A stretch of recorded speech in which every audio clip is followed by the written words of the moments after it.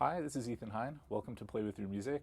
In this series of videos, we're going to be talking about the basics of music theory, how chords and scales work, and how you can use them to do your own compositions and arranging.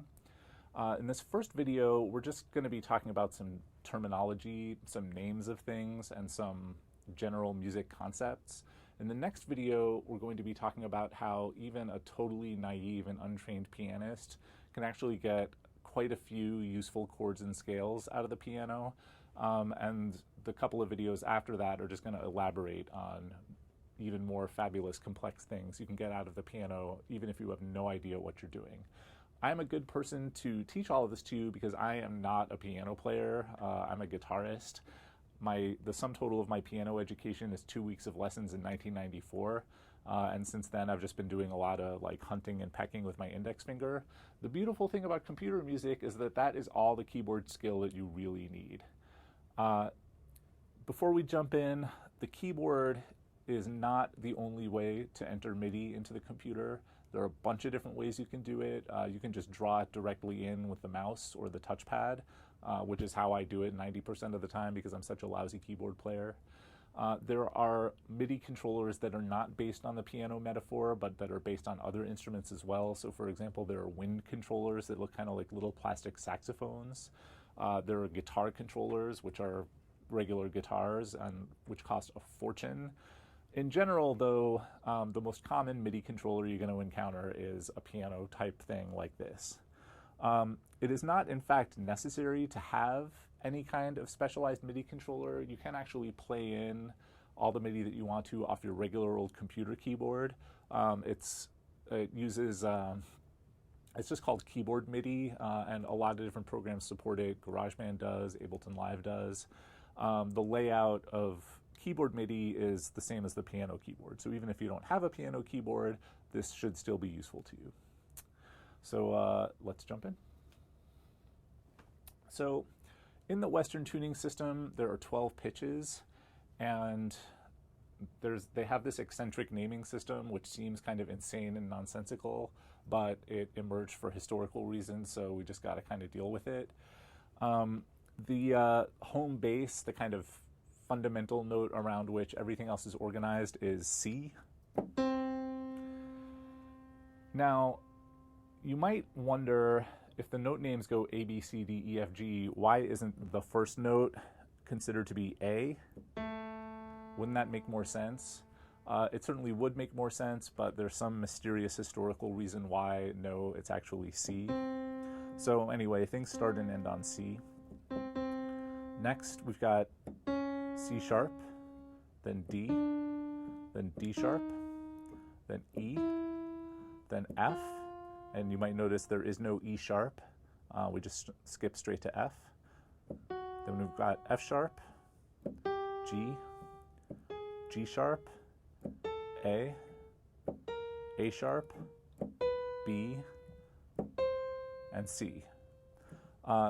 Going down, C, B. We can also call this note B flat in addition to A sharp.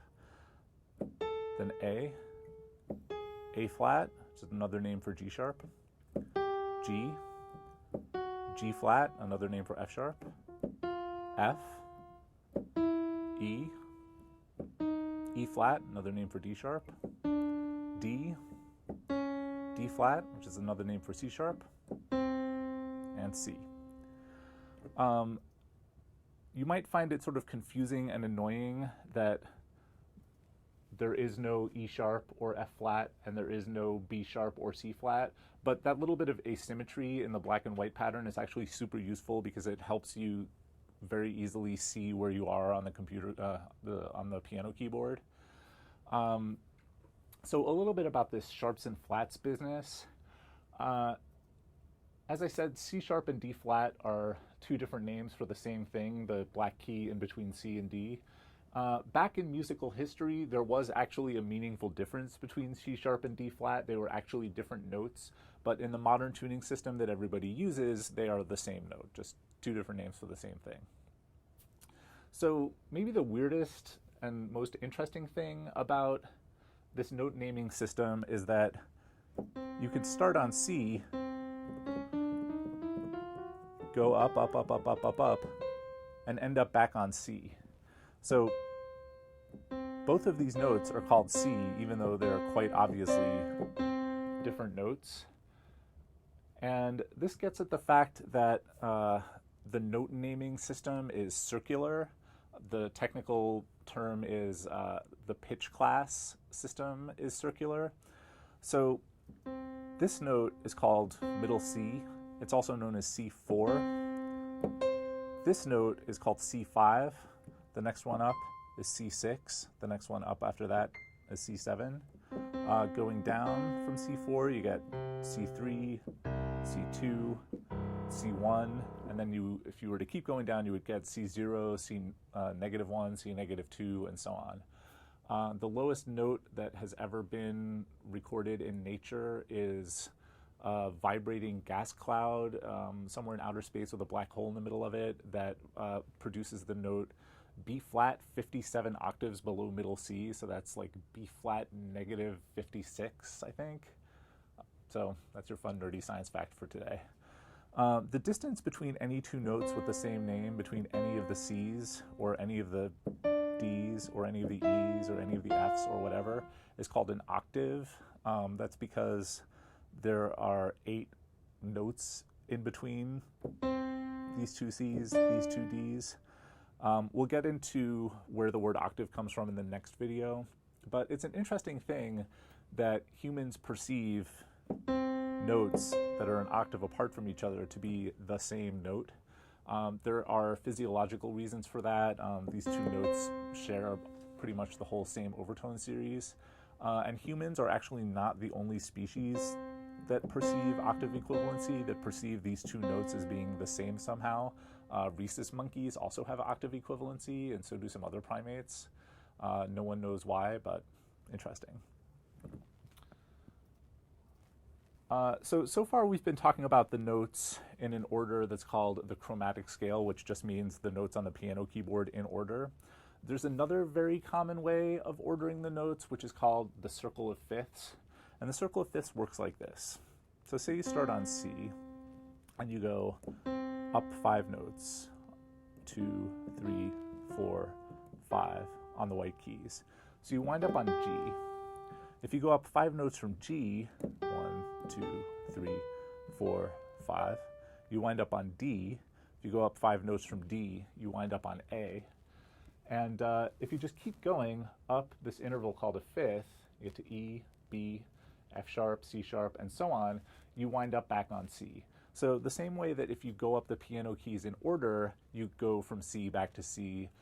If you do it in fifths, you also go from C back to C.